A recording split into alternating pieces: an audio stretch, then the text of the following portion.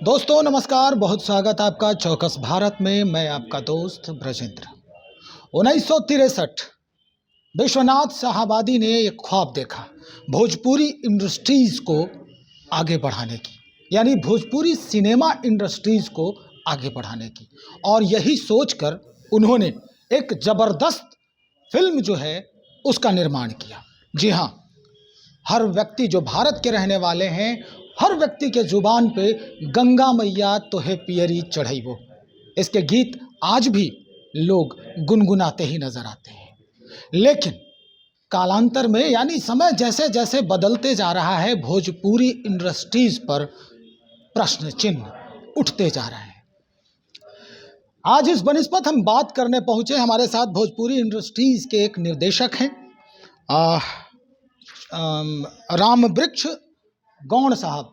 ये आजमगढ़ के रहने वाले हैं और कई मूवीज़ जो हैं भोजपुरी के उसका निर्देशन भी कर चुके हैं।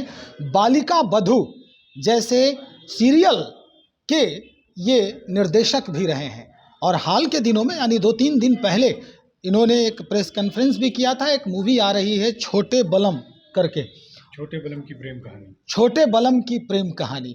आज इन्हीं से हम मुखातिब हैं, इन्हीं से हम कुछ बातचीत करेंगे और जानने का प्रयास करते हैं कि आखिर भोजपुरी इंडस्ट्रीज़ में इन दिनों चल क्या रहा है। सर, बहुत स्वागत है आपका चौकस भारत में। नमस्कार, आप सभी दर्शकों का मेरा नमस्कार। सर, आप एक निर्देशक हैं और भोजपुरी इंडस्ट्रीज कहा जाए, ये भोजपुरी भाषा ही नहीं बल्कि बोली भी है। और कई ऐसे स्थान हैं, अगर हम बात करें अपने बिहार की, तो बिहार में एक छत्रराज है। उसके बाद सटे हमारे उत्तर प्रदेश है। उत्तर प्रदेश में भी भोजपुरी का बोलबाला है, हालांकि मिश्रण है वहाँ, अवधी भोजपुरी सबका मिश्रण है। आप आजमगढ़ से हैं तो वहाँ भी जो है इसका मिश्रण स्वरूप देखने को मिलता है। हम नेपाल की बात करें, सटे हमारा देश है, तो नेपाल में भी भोजपुरी जो है वो झंडा गाड़ ही रही है। धीरे धीरे हम मुंबई भी पहुँच रहे हैं, बॉलीवुड में भी पहुँच रहे हैं, प्रवेश हो रहा है, प्रवेश हो चुका है। चलिए, लेकिन आजकल जो देखा जाए, आप निर्देशक हैं, उस बनिस्पत हम आपसे सवाल करते हैं कि क्या वाकई में भोजपुरी मूवी जो है अपने फूहड़पन और अश्लीलता की वजह से ही इतनी कमाई कर रही है? नहीं, अभी देखिए, ये फूहड़पन और अश्लीलता जो थी वो थोड़ा सा आज के 3-4 साल पहले बहुत ज़ोरों पर थी, क्योंकि तब थिएटर में फिल्में ज़्यादा चलती थी। बिजनेस जो होते थे प्रोड्यूसर के, वो थिएटर से होते थे। अच्छा, थिएटर में क्या होता था, जो उनको ए सर्टिफिकेट मिल गया, यू सर्टिफिकेट मिल गया, या यूए मिल गया, वो थिएटर में चलाते थे। उसमें जो है कि आप अश्लीलता परोस सकते हो, उसका कोई इशू नहीं थी। बट आज की डेट में भोजपुरी एक बहुत ही साफ और सुथरे रास्ते पे जा रही है। क्यों?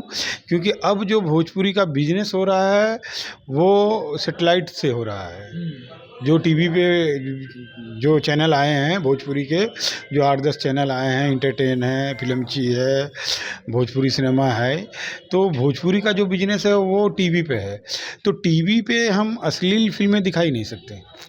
अगर हाँ, घर का माहौल, वो टीवी जो होती है घर में चलती है। घर में बाप, माँ, बेटी, बहन, भाई, दादा, पोता सब एक साथ बैठ के देखते हैं। तो भोजपुरी अगर कोई ज़रा कंटेंट उनको लगेगा अभी, तो वो तुरंत चैनल चेंज कर देंगे। चैनल चेंज हो जाएगा, टीआरपी आएगी नहीं, तो लोग उनको पसंद ही नहीं करते। तो आज की डेट में सारे डायरेक्टर और प्रोड्यूसरों का ये टारगेट हो गया है कि हम अश्लील फिल्में नहीं बनाएंगे। अगर वो बनाएंगे तो उनको डब्बा हो जाएगी पिक्चर, उनको अपने घर पे ही देखनी पड़ेगी, क्योंकि थिएटर में फिल्में चल नहीं रही हैं और टीवी पे लोग अश्लील फिल्में लेंगे ही नहीं। तो आप बना के क्या करोगे? लेकिन एक बात तो सत्य है सर, आप भी मानेंगे इस बात को कि जो भारतीय केंद्रीय फिल्म प्रमाणन बोर्ड जो है वो भोजपुरी फिल्मों को ए सर्टिफिकेट ही देती है।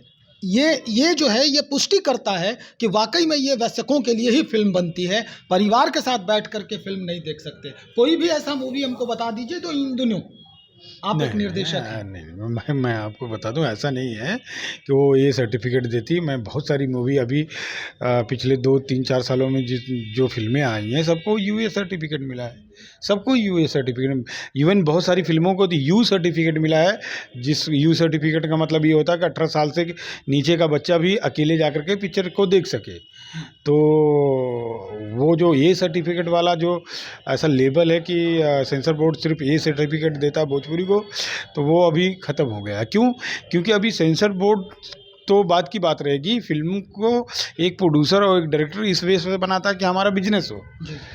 तो सेंसर बोर्ड को ध्यान में रखते ही नहीं है, वो तो ध्यान में रखते हैं टीवी को, कि अगर हमने अश्लील फिल्में बना दी तो टीवी वाले हमारी फिल्म लेंगे ही नहीं।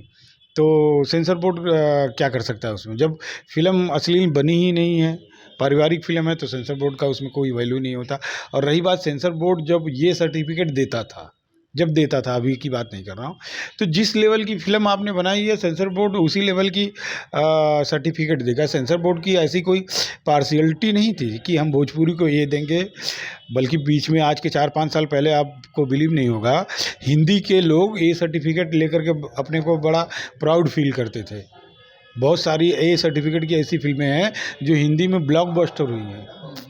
आप देखेंगे बहुत सारी फिल्में हैं ऐसे हिंदी में जो ए सर्टिफिकेट लेके ब्लॉकबस्टर हुई, तो वो चलन था, ऐसा कुछ नहीं है। ऐसा सेंसर बोर्ड। चलिए सर, एक सवाल और, भोजपुरी गानों की अगर बात करें तो इसमें अक्सरहा देखा जाता है कि ये जो तड़का है अश्लीलता का वो परोसा ही जाता है।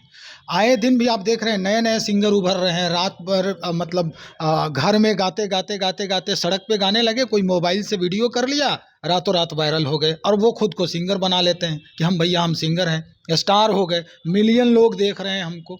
ये जो परिपाटी है, क्या लगता है एक निर्देशक के दृष्टिकोण से ये सही है? क्योंकि संगीत में हर चीज़ होना चाहिए, क्लासिकल बेस्ड होना चाहिए, चाहे वो भोजपुरी हो।